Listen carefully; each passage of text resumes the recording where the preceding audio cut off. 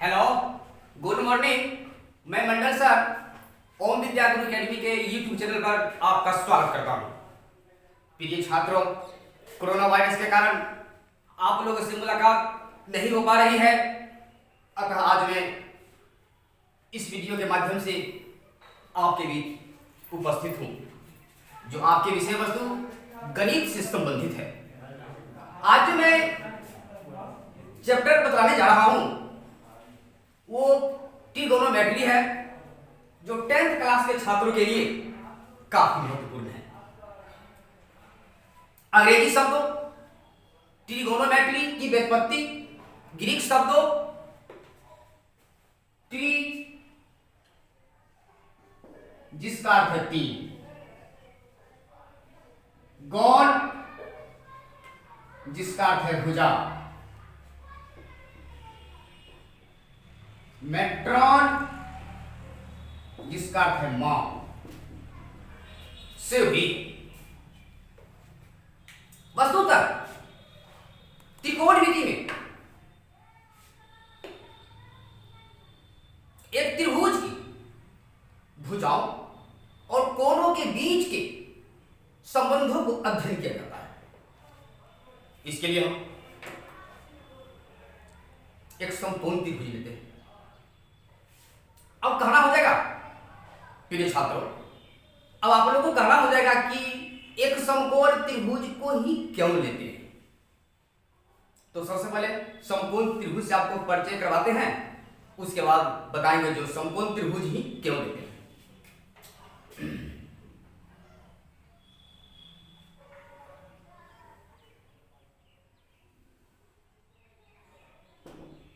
ये समकोण त्रिभुज का प्रतीक है, जो 90 डिग्री का कोण यहां बनता है। यहां है, ये तो निर्धारित है 90 डिग्री, लेकिन यहां कितना का कोण बन रहा है, यहां कितना का कोण बन रहा है वो निर्धारित नहीं है। तो इसको हम कल्पना करते हैं, मान लेते हैं कि यहां थीटा का कोण बन, यहां भी थीटा क्या कुछ भी मान सकते हैं, एक्स वाई जेड कुछ भी मान सकते हैं, यहां बीटा मान लेते हैं। तो ये तो 90 डिग्री है, तो समकोण त्रिभुज है, लेकिन यहां न्यून कोण है। इसीलिए न्यून कोण है कि समकोण त्रिभुज में तो एक कोण 90 डिग्री हो ही गया, और किसी भी त्रिभुज में तीनों कोणों की माप 180 डिग्री होता है। तो 180 डिग्री में तो 90 ये निकल गया, ये दो कोण की माप बच गया 90 बच गया। तो मान लिया जाए कि भुजा के हिसाब से कहेंगे कि ये भुजा के बराबर है, तो कोण भी बराबर होगा। तो मान लिया जाए कुछ देर के लिए कि ये भुजा बराबर है, मतलब ये लंब और आधार बराबर है, तो कोण भी बराबर हो जाएगा। तो 45 डिग्री 45 डिग्री, तो कोण भी बराबर हो जाएगा। तो 45 डिग्री जो हुआ यहां भी हुआ, यहां भी हुआ, तो न्यून कोण हुआ। यही है समकोण त्रिभुज। और समकोण त्रिभुज जहां 90 का कोण बनता है, उसके ठीक सामने वाली भुजा को बोलते हैं कर्ण, जिसको इंग्लिश में हाइपोटेन्यूस कहते हैं, एच से इसे सूचित करते हैं। नीचे बेस होता है, जिसको आधार कहते हैं, बी से इसे सूचित करते हैं। ये ऊपर पर परपेंडिकुलर होता है, जिसे लंब कहते हैं। इसका संकेत पी से सूचित करते हैं। अब हम चलते हैं समकोण त्रिभुज के गुण में। समकोण त्रिभुज के गुण क्या है वो देखिए गौर से। जैसे लिखते हैं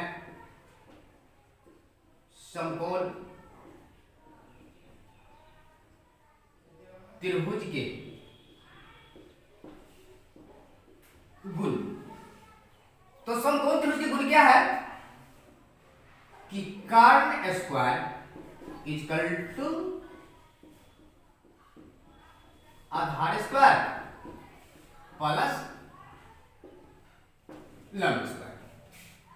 ऐसे भी है कर्ण स्क्वायर इक्वल टू लंब स्क्वायर प्लस आधार स्क्वायर। इसको आगे पीछे भी बोल सकते हैं, कोई दिक्कत नहीं। इसे हम संकेत में लेते हैं एक्स स्क्वायर इक्वल टू आधार क्या है बी, तो बी स्क्वायर प्लस लंब क्या है पी स्क्वायर। इसको ऐसे भी हम उलट सकते हैं p square plus b square. तो ये जो कुछ फार्मूला हम तैयारी कर रहे हैं, ये फार्मूला के लिए टाइप 1 है, टाइप 1। अब इससे हम h मालूम कर सकते हैं, h बराबर, तो जैसे ही स्क्वायर को यहां नहीं लिखे हैं, मतलब स्क्वायर को तोड़ दिए हैं, जैसे ही स्क्वायर को यहां तोड़ देंगे तो p square plus b square का रूट, इस तरह से हम h निकालते हैं। फिर b square equal to h square minus p square हो जाता है। इसी तरह b निकालेंगे तो h square minus p square root, फिर हम पी स्क्वायर निकालते हैं तो h square minus b square, p equal to h square minus b square का रूट। तो टाइप 1 जो फॉर्मूला है, इस फॉर्मूला के जरिए हम h निकालना, b निकालना, p निकालना आसानी से समझ जाते हैं।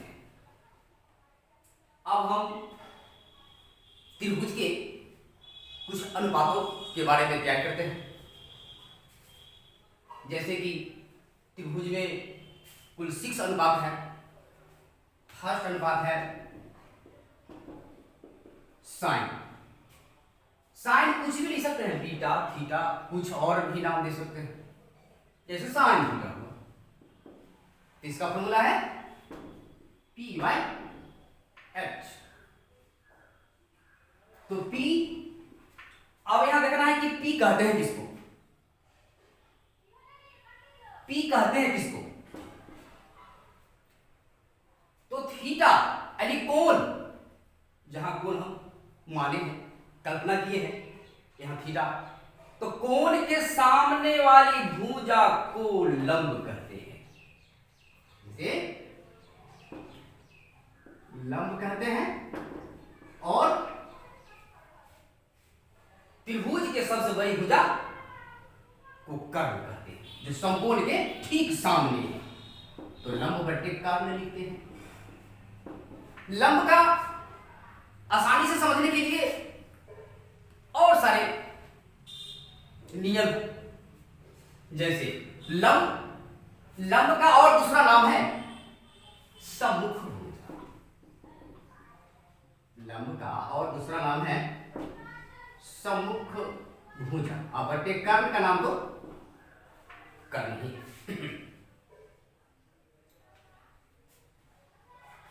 तो सम्मुख भुजा, सम्मुख भुजा मैंने किसे कहा है, परपेंडिकुलर को कहा है, लंब को कहा है, जिसको संकेत P से करते हैं। सेकंड अनुपात है cos थीटा, ये होता है B बाई H, यानी B आधार बट्टे H कर्ण। तो P का तो नाम हो गया सम्मुख भुजा, लेकिन आधार का दूसरा नाम क्या हो, तो आधार का दूसरा नाम है संलग्न भुजा।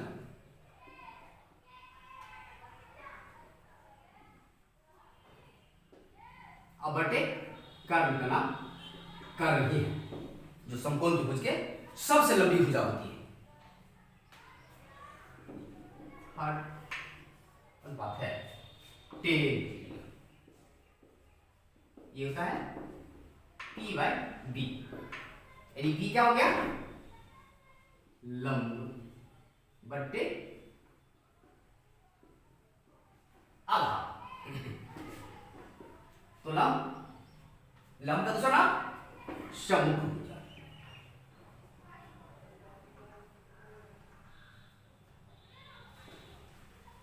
बटे आधार का दूसरा नाम संलग्न।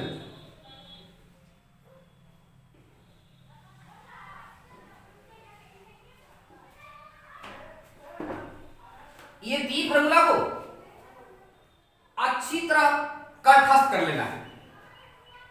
इसके बाद अब जो तीन और बच रहा है, इसी तीनों के जरिए तुरंत कंठस्थ हो जाएगा, तुरंत याद हो जाएगा। जैसे हो गया कॉट थीटा, तो ठीक टेन थीटा के उल्टा है। टेन थीटा है पी बाई बी, तो कॉट थीटा बी हो जाएगा ऊपर और पी आ जाएगा नीचे। अब समझने के लिए सभी को उल्टाते हैं। आधार बटे लंब इक्वल टू संलग्न भुजा बटे समग्र भुजा। आई है सेक थीटा, ये होता है कॉस के उल्टा। तो एच नीचे है, ऊपर चल जाएगा, बी ऊपर है, नीचे है, तो एच बाई बी हो गया। इसी तरह समझने के लिए इसको लिख सकते हैं कर्ण बट्टे आधार फिर बराबर कर्ण बट्टे संलग्न भुजा। 6 बनता है कॉसे थीटा, ये साइन के उल्टा होता है। एच नीचे है, ऊपर जाएगा, पी ऊपर है, नीचे आएगा। इसी तरह समझने के लिए लिख सकते हैं कर्ण बट्टे लंब इक्वल टू कर्ण बट्टे समग्र भुजा।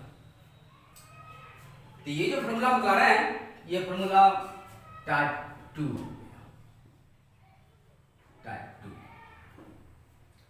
टाइप 3 बतलाने के लिए बोर्ड को साफ करते हैं।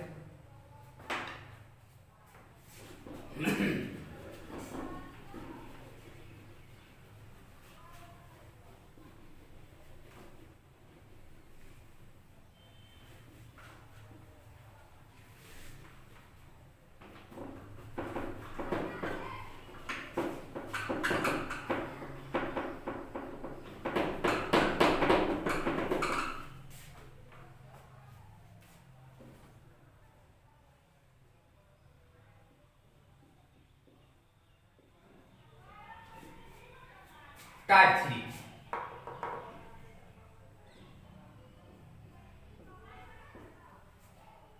3 में क्या देख रहा है कि साइन स्क्वायर थीटा और plus cos square theta equal to, तो sine square theta plus cos square theta equal to क्या होगा, माने क्या मुझे भी मालूम नहीं। तो इसे हम तैयारी करते हैं कि sine square theta plus cos square theta equal to क्या। तो हम जानते हैं, अब यह तुरंत पढ़े हैं कि साइन थीटा बराबर पी बाई एच स्क्वायर है, तो इसको होल स्क्वायर कर देते हैं। फिर प्लस कॉस स्क्वायर थीटा, तो सबसे पहले कॉस थीटा का फॉर्मूला लिखते हैं बी बाई एच स्क्वायर में है, तो इसको होल स्क्वायर कर देते हैं। तो p square by h square हो जाएगा plus b square by h square हो जाएगा।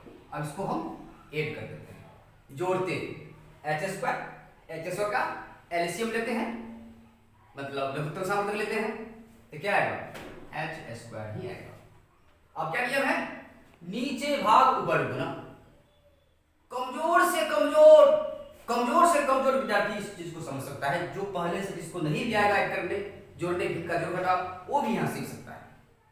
तो एच स्क्वायर को एच स्क्वायर से भाग देते हैं, तो पहले बता दिए नीचे भाग ऊपर गुना, तो एच स्क्वायर में एच स्क्वायर से भाग दिए तो 1 आ गया भागफल, उस 1 को ऊपर पी स्क्वायर में गुणा करते हैं, तो पी स्क्वायर प्लस उसी प्रकार से एच स्क्वायर को एच स्क्वायर से भाग देते हैं तो 1 आता है, 1 को बी स्क्वायर से गुणा करते हैं तो बी स्क्वायर। अब इसको जोड़ते हैं, जब हम लिखे हैं कुछ देर पहले लिखे हैं समकोण त्रिभुज के गुण, उसमें हम लिखे हैं कि p square plus b square equal to h square.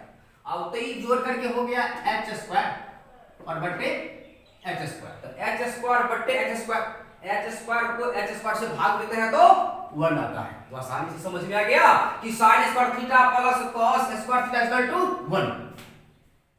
Type 3 का फर्स्ट फार्मूला। अब इसी फार्मूला से हम और फार्मूला निकाल सकते हैं। टाइप 3 का फर्स्ट फार्मूला जैसे साइन स्क्वायर थीटा इक्वल, यहां देखिए कॉस को छोड़ रहे हैं, कॉस को छोड़ दिए हैं, इक्वल टू लिख दिए। तो ये लेफ्ट है, राइट से जा रहा है तो 1 है, पहले तो 1 लिखते हैं। इधर प्लस में cos स्क्वायर थीटा है तो इक्वेशन है, तो इसमें प्लस में है तो उधर माइनस हो जाएगा। तो क्या लिखते हैं, sin square theta equal to 1 माइनस cos स्क्वायर थीटा। अब इसी तरह से हम केवल sin थीटा का फार्मूला तैयार कर सकते हैं, स्क्वायर को तोड़ दिए। तो जब स्क्वायर टूटेगा तो 1 माइनस cos स्क्वायर थीटा का रूट हो जाएगा। ये भी फार्मूला हुआ और सारे फार्मूला है। cos square theta equal to, अब यह क्या करते हैं, साइन को छोड़ दिए, साइन को उधर ले जाएंगे, साइन इधर प्लस में है, उधर जाएगा तो माइनस में हो जाएगा। तो सबसे पहले 1 लिखते हैं, 1 माइनस साइन स्क्वायर थीटा। इसी जगह केवल cos थीटा हमको निकालना हो तो 1 माइनस साइन स्क्वायर थीटा का रूट कर देते हैं। इसी तरह से टाइप 4 है, इसके लिए हम मिटा रहे हैं।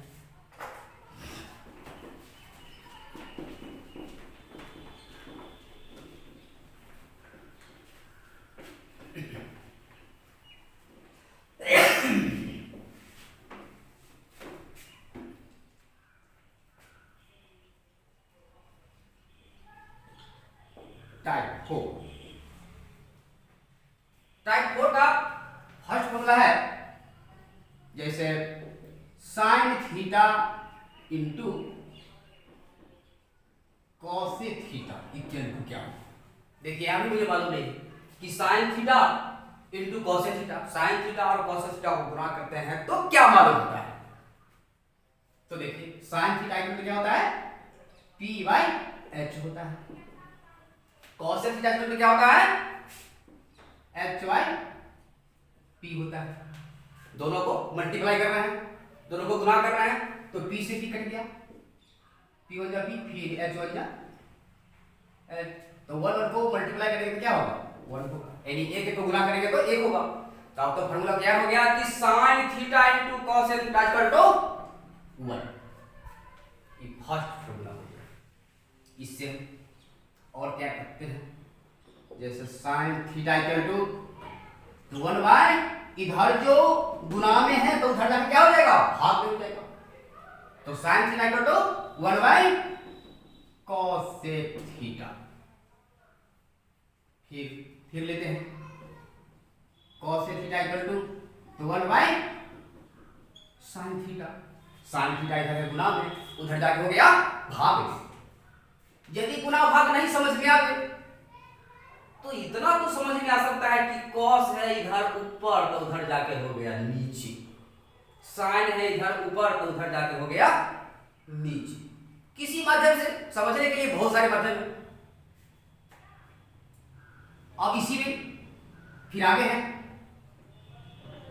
cos theta into sec theta equal to क्या होगा, नहीं मालूम।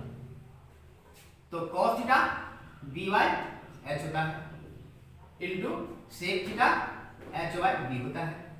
h से h कट गया 1 में, b से b कट गया, तो 1 को मल्टीप्लाई करते हैं तो 1 आता है। तो फार्मूला क्या हो गया कि cos theta into sec theta equal to 1। अब इससे भी फार्मूला हम क्या करते हैं कि cos थीटा इक्वल टू तो 1 बाई जो sec थीटा है मल्टीप्लाई में उधर जाके हो जाएगा डिवाइड में sec थीटा। फिर लिखते हैं sec थीटा इक्वल टू तो 1 बाई cos थीटा। फिर आगे चलते हैं tan theta into cot theta. तो tan थीटा और cot थीटा को गुणा करते हैं तो क्या मालूम होता है, नहीं मालूम। तो tan theta p by b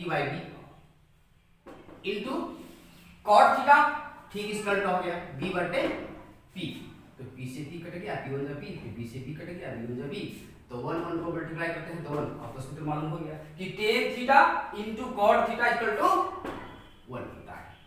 अब इससे भी हम सूत्र तैयार करते हैं कि tan theta equal to 1 by cot theta, फिर cot theta equal to 1 by tan theta. तो ठीक है, यदि आप लोग को अच्छा लगे तो इसे लाइक करें, शेयर करें, सब्सक्राइब करें, फिर आगे मिलेंगे।